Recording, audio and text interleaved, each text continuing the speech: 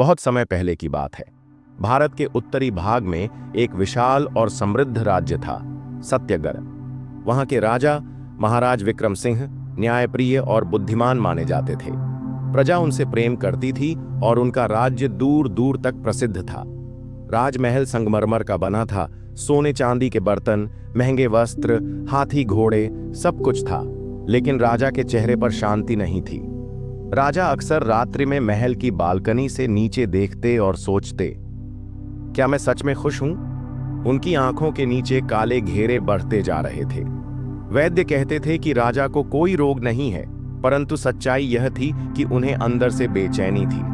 राजा विक्रम सिंह हर रोज नए नए उत्सव करवाते, संगीत, नृत्य, नाटक, सब कुछ करते, लेकिन वह खुशी, वह आत्मिक सुकून उन्हें नहीं मिल रहा था।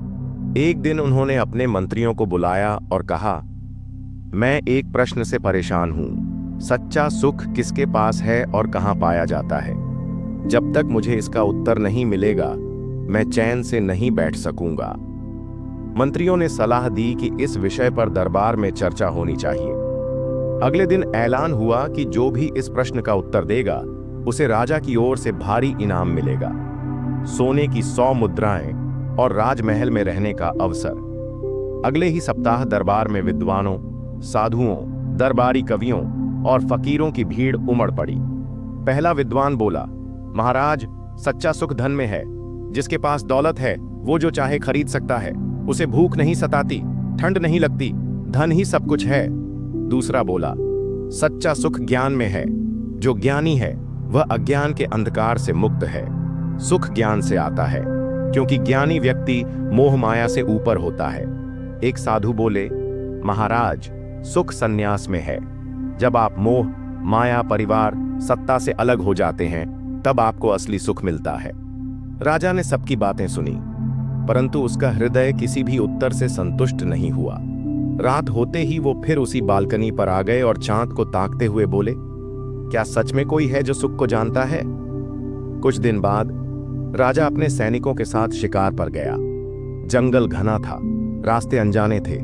दिन भर शिकार की कोशिशें बेकार गईं। जब वह लौटने लगे तभी आंधी आ गई। रास्ता धुंधला हो गया और राजा अपने समूह से बिछड़ गया। अकेले, थके, भूखे और प्यासे राजा को दूर एक खेत में हल चलाता आदमी दिखा।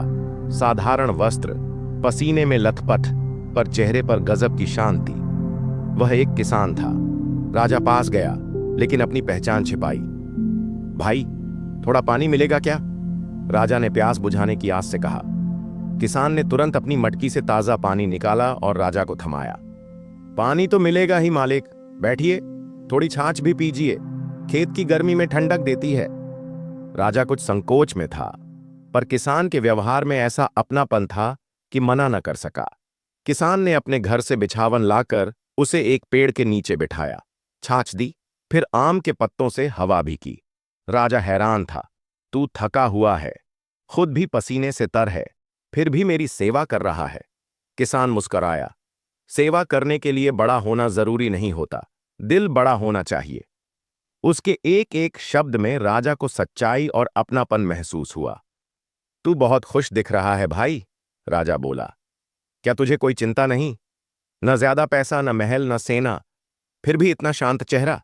किसान हंसते हुए बोला, मालिक, मैं रोज सुबह उठता हूं, भगवान का नाम लेता हूं, खेत में मेहनत करता हूं और शाम को अपने बच्चों की हंसी सुनकर थकान भूल जाता हूं। मेरे पास कम है, पर संतोष बहुत है। मेरी नींद गहरी है, क्योंकि मैंने किसी का हक नहीं छीना। मेरा पेट भरा है, क्योंकि मैंने खुद मेहनत की है। और मेरा मन शांत है, क्योंकि मैंने अपने जीवन में ईमानदारी से कमाया है। राजा कुछ देर चुप रहा। वो उसी पेड़ के नीचे बैठकर उस किसान के शब्दों को अपने अंदर महसूस करता रहा। उसी समय एक सैनिक वहां पहुंचा और राजा को खोज लिया। राजा किसान से बोला, मैं कौन हूं, तू जानता है? किसान ने कहा, आप जैसे लगते नहीं, लेकिन शायद कोई खास व्यक्ति हैं। राजा ने अपनी पहचान बताई और किसान को राजमहल आने का निमंत्रण दिया। अगले दिन दरबार में राजा ने उसी प्रश्न को फिर सबके सामने रखा और अब की बार कहा, मुझे उत्तर मिल गया है। सच्चा सुख न तो धन में है, न सत्ता में, न ही संन्यास में। सच्चा सुख है संतोष, श्रम और सच्चे संबंधों में। राजा ने दरबार में किसान को बुलवाया और सबके सामने उसका सम्मान किया। उसे एक सुंदर घर, खेती के लिए जमीन और आजीवन सहायता की घोषणा दी।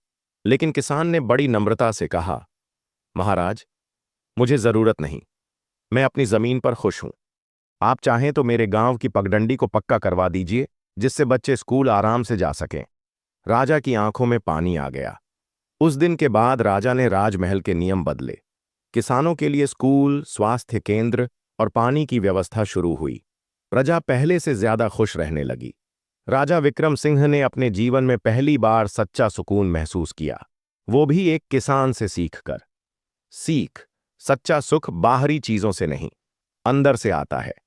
संतोष, ईमानदारी और रिश्तों की गहराई ही असली सुख देती है। जीवन में कम होकर भी बहुत कुछ पाया जा सकता है, अगर हम सच्चे दिल से जीते हैं।